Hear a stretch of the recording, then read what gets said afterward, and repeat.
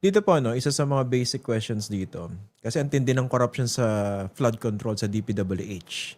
Dito, tinuturing po yung pinaka-corrupt na ahensya ng marami. Ano po yung wisdom na bigyan pa rin sila ng 530.9 billion peso budget for 2026? Kahit significantly mababa po ito doon sa kanilang initial proposal na 850 Actually, billion. Christian, ikaw, pangatlo ka na this today. Yan ang tanong rin nila. No? Actually, to be honest about it, ang laking debate yan sa mga senador. No? Itong budget ng DPWH. May mga senador na gusto pang tapyasan, may mga senador na sinasabi na tapyasan nilang yung overpricing. So malaking debate yan. So ang nangyari, sinigurado namin na yung mga projects inside DPWH ay natanggalan ng mga overpriced material. So yun ang pwede namin i-assure na yung presyo ngayon, yung 520 plus billion, ay hindi na overpriced yung projects na yun. Pangalawa, actually, ang DPWH may monopoly of infrastructure building. Yung Department of Agriculture, yung Department of Education, yung National Irrigation, lahat sila nagpapagawa sa DPWH. Tinanggal na namin yan. Ngayon yung mga ehensya, pwede na silang sariling gumawa o pwede silang mag-partner with LGU. So hindi na na-monopolize ng DPWH yung building of infrastructure projects sa bansa natin. Kumaga lahat dadaan sa kanila na very centralized DPWH. Dati ang budget nila 800 billion. Pero pag inipon mo yung mga iba pa, let's say sa building, school building, sa hospital, umaabot pa yun ng trillion plus pa eh. Opo. Pero nga, kahit na ganun po, no, maganda yung mga refinements na ginawa ninyo. Pero yung bakit ang laki pa rin, 530 billion, do we have enough safeguards or kumbaga pagbabago, systemic and structural sa DPWH para siguraduhin hindi significant amount nito mananakaw? Ang laking pondo pa rin po nito eh.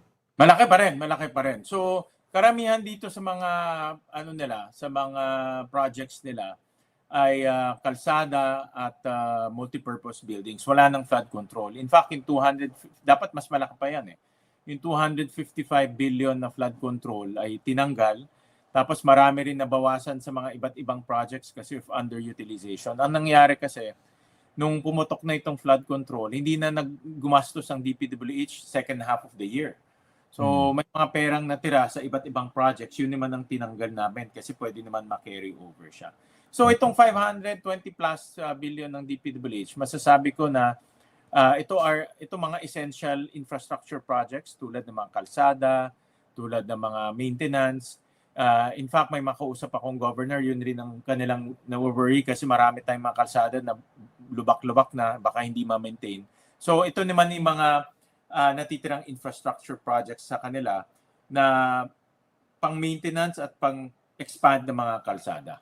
Ito yung mga infrastructure projects na unlike flood control projects, makikita at madaling ma-validate. Yes. Tama ka doon. Correct. Ito talagang dinadaanan everyday, makikita ng taong bayan. Kung multipurpose building naman yan yung mga typically mga government structure na ginagamit everyday ng taong bayan. So ito yung mga projects na visually nakikita ng tao everyday.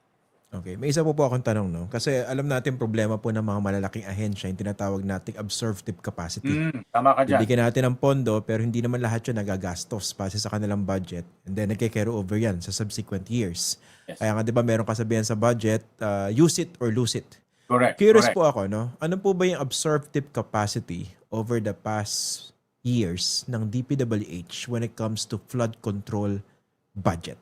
Nasisimot po ba? Okay. Actually, ang flood control, kaya nga nasabi ko itong flood control issue nung rinireview ko yung dokumento, hindi lang 2025. As early as 2023 meron na eh. No? At yung unprogrammed funds pa nga ang ginamit dito sa flood control, 2023, 2024. 2025, wala pa akong latest data kasi kakatapos lang ng taon, but I'm sure meron rin yan, at least in first half. So sa observation ko, pagdating ng eskwelahan, pagdating ng ospital, ang bagal ng pagpapatayo ng DPWH. Pagdating ng flood control, pagdating ng kalye medyo mabilis. No? Pero mas mabilis siya sa vertical structure. So may ganun na phenomena na nakikita ko rin eh. Pagdating ng foreign assisted, mabagal rin actually yung kanilang construction. Kaya overall utilization rate ng DPWH hindi pantay, depende on the projects.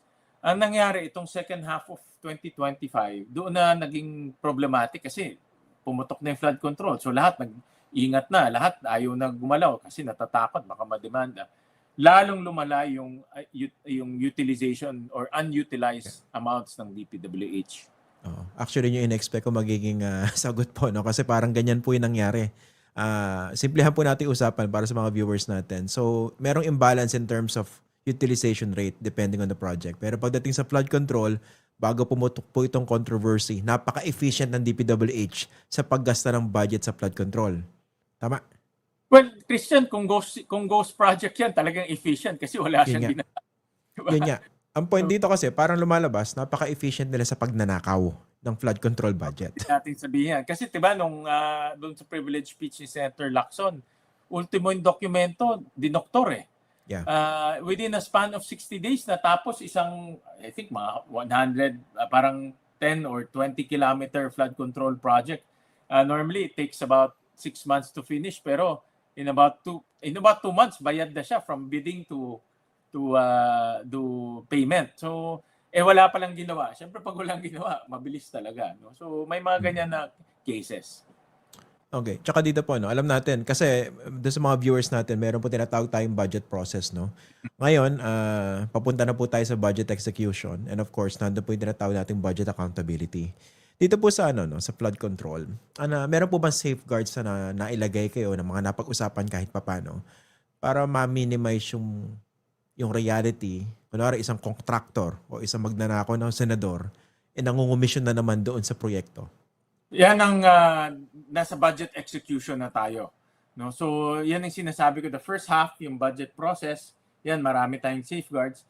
Pero yung safeguards, mababaliwala yan kung ang budget execution, yung project execution at budget execution ay hindi susundan ng proseso. Bigyan kita ng halimbawa. Kung ang bidding pa rin ay paglalaruan, no? At kung yung bidding pa rin ay sila lang o hindi magkakaroon ng totoong bidding, talagang sayang. Kahit na hindi siya overpriced, pero ididikit lang yung presyo, sayang, hindi tayo makakatipid. Or kung meron ng kausap na kontraktor yung mga politiko, hindi pupunta rin doon sa kontraktor, pwede nilang paglaruan yung project.